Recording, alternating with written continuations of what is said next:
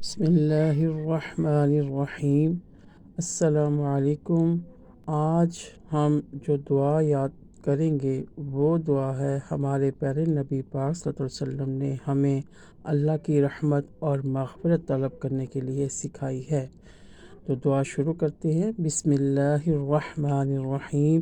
اللہم اغفر لنا وارحمنا وارض عنا وتقبل منا وادخلنا الجنہ ونجنا من النار واصلح لنا شأننا کلہ۔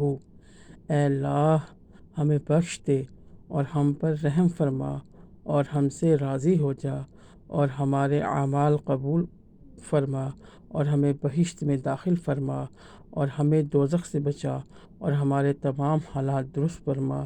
آمین۔ ہر فرض نماز کے بعد اس دعا کو ضرور مانگیے۔